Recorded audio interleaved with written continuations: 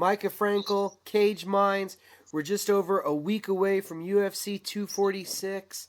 Joined right now by Sabina Mazo. How you doing, ma'am? I'm doing great. I'm happy. I'm happy for that. Almost 1 week away from the fight. Tell us, what's this camp been like? It's been great.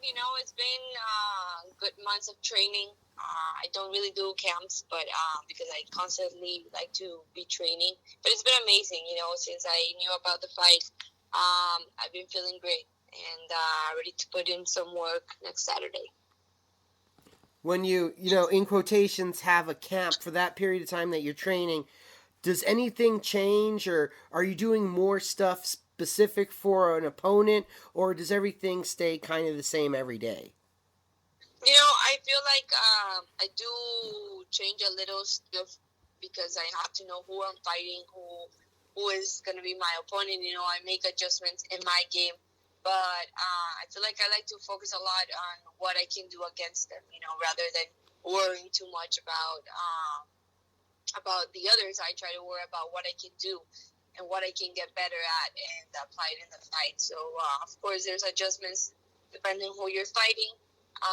But it's a constant training. And even after the fight, I like to continue the process because I like to stay ready and I like to, improve from my fights. Was there any adjustment period going from the LFA to the UFC, just with the amount of media, the amount of attention, notoriety? Yeah, but I feel LFA prepared me very good for in that way, in the way of interviews of in the media. So I feel it was like a good preparation and a good start to what it was coming. So I don't feel like it was a major difference. Of course, it is a little bit more, but I kind of got used to it, and kind of know how to flow with it and appreciate, because if it wouldn't be for the media and for all that stuff, fighters wouldn't be as known as they are. I know from seeing you back in your LFA days, I believe while pursuing this fight career, you were also going to school, right? Yes, I this year, well, last year I kind of stopped a little bit to focus on fighting and recovering a little bit more. But yeah, I continue my studies this year. How difficult is that, having two objectives like that need so much focus and concentration, going to school and your fight career? I kind of have a balance with it, and I feel like everyone could do it because my career, my focus is my fighting career, my MMA and everything. And the study part, I really see it as a hobby, So of course, I have to do well and everything, but I don't have that pressure of, school and stuff. I really try to enjoy it the most I can from it, And I feel it's like another hobby anyone else can have, there's fighters that have family or they have kids, and that's a really hard job. I only have to, fight and kind of study. So it's not. I don't feel it's like a major thing. Well, on that note, why did you choose for academics, for studying, to be your hobby?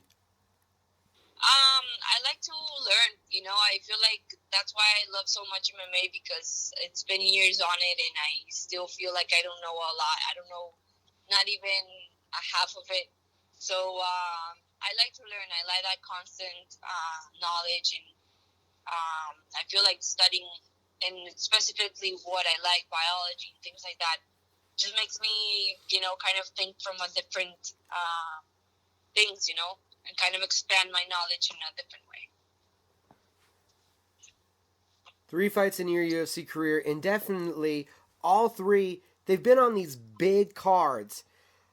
How has that felt, being a part of these big events right away? Amazing. The energy from all the cards I've been, it's just amazing, and to kind of be around the fighters I always wanted to be around with, fight against them, and it's just good energy. I feel it's a great pump that you can have, so you can give it all the day of the fight. Was there a point? I know you're 3 fights in now, but was there a point where it had to take a moment to settle in, where you reached that, where you got to the UFC got to that promotion you had been aspiring to be in? Like to realize I was in that place. You mean? Yeah, yeah. Yeah, I mean, I think sometimes I settle back and see my whole career, and I just feel like very very blessed for everything in this spot I am. But for sure, it feels like a dream. It feels sometimes like it's happening so fast, and doesn't even give time to to realize what is happening. And I'm already 3 fights in, 1 year in the UFC, and it feels like it was just a month. Coming off of the win over Shanna Dobson, how'd you feel about your performance in August? That's what I wanted to do. I feel I wanted to kind of demonstrate what I was capable of. I wanted to completely dominate her. And it just gives me like this bump of, I want to finish a fight. So that's what I get the most from that I can dominate, and more than that, I can, be a better version of myself and finish fights. And what did you take away from the debut, from not performing how you wanted? Completely opened my eyes. I appreciate that I passed through that in my life, because I feel like before that I was kind of, comfortable in what I was doing, not doubting what I was doing. So it really opened my eyes and kind of made me change trainings and mentality that I was having in that time. And if it wasn't for that, I don't think I'll be the fighter that I'm right now, and I wouldn't be the better version that I am right now. Can you touch on the mentality, what you had to do to mentality wise to get back in the right spot?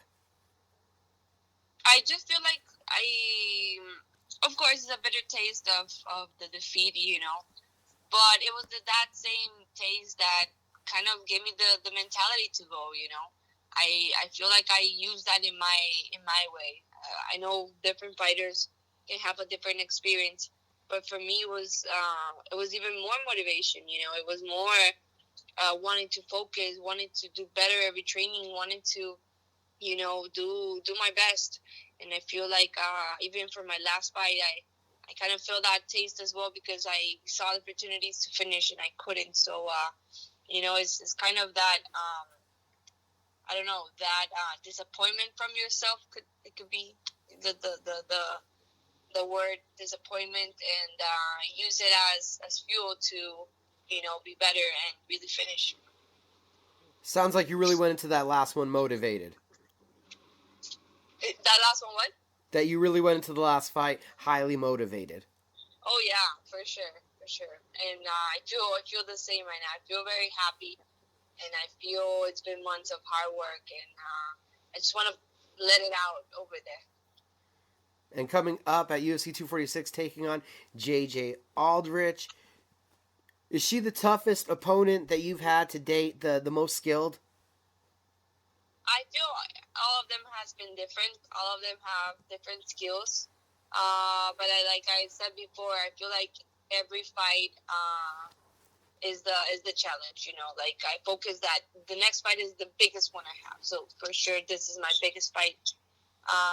And the next one will be the biggest fight. So I always give the most attention and the most focus about it. So yeah, if you wanted to see like the most skill, for sure it's one of them, and it's the biggest challenge I have right now. Looking at JJ's style, do you think what she's gonna bring will force you or will have you utilizing different skills than what we've seen before? I feel she's a tough fighter. She has good striking. She has good pressure. So I feel like she wants to do that on me. But I'm gonna be selfish in the fight. I want to put my game into her. I don't want to allow anyone to try to do something on me. And so yeah, I think that's her idea. And more than thinking about what she wants to do is what I want what I want me to do against her. So yeah, that's basically it. We've seen this day. There's guys like Israel Adesanya who prefers to be a counter striker. We see other people that are happier being the forward moving, putting on the pressure. Do you feel like you're just as versed at doing both? Yes, and it's a constant learning about it. I do like to put pressure, but I got the distance. I like to kind of control a little bit and counter my opponents as well. So in fight, how much of a mental chess match is it for you trying to gauge what you want to use at what time?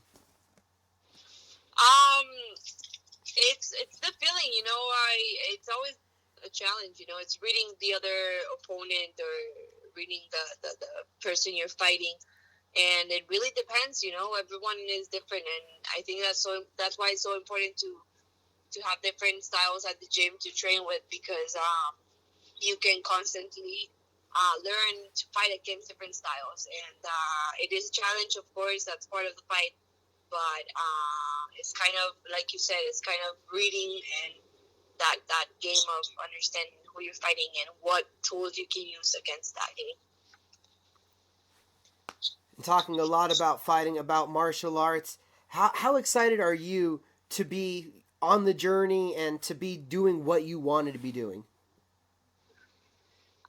It's just a blessing, really. I am very proud that I can do what I like to do to live. The lifestyle I have, the fighting, training every day, even the cutting weight, all that stuff. I feel it's a journey that I wouldn't change for nothing. It's a completely dream that I had, and I'm living it every day. So yeah, martial arts changed my life, and I feel it can change anyone's life. How long did it take you to have that faith, to have that conviction? To be honest with you, since the first day I tried a boxing class, I fell in love with martial arts. I didn't knew I was gonna live because of it, or I was gonna become a professional fighter or something. But deep there, I had passion, and something just like turned on me, and like I was like, this is it. Like, I'm gonna do this for the rest of my life. And then competition came and other stuff, but I feel like I got that feeling since the first day I tried any martial arts. What led to that first class? Sorry? What led you to going in that gym, taking that first class?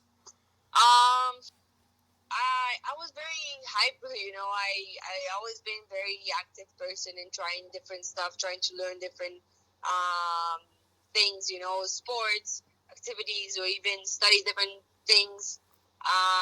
So, I try different sports. I try my trainer, like the trainer from the gym told me, hey, let's try just a boxing class. I was like, yeah, for sure, I'm down. Let's go. And that was the last day he saw me in the gym, because I went to the academy and stayed there for until I moved here to the United States. Quite the ride. What does it feel like to you also being one of the faces of MMA for your country, for Colombia? It's very important for me because I feel like I can represent them good, not only female, but like fighters in general. It's not a old sport in Colombia, so I can represent them, and I feel it's opportunity for me to show my work and to show what fighters can come from Colombia in the future. We're going to see Sabina Mazo back in action, UFC 246. I got to thank you for the time. Thank you. I appreciate your time as well. Awesome. It's great getting to talk to you. Was there anybody that you needed to thank or shout out to? All the people that have followed my career, I appreciate the ones from the beginning, or if you're new to my life or to my fighting career, I appreciate the support, and great things are coming, and I'm gonna, represent very good. Oh, and I actually did want to real quick ask, Do you have some thoughts on the division, being part of the flyweight division, a division that's really gaining a lot of momentum, and we're seeing the division really start to come together? Yes, it's amazing to be in this division because it's kind of getting a structure, and I feel there's great opportunity. So I feel it's the division that it's going to be, a lot of people are going to be talking about. And proud to be in this division and to fight different styles that are in it. Awesome. Again, thank you for the time. Okay.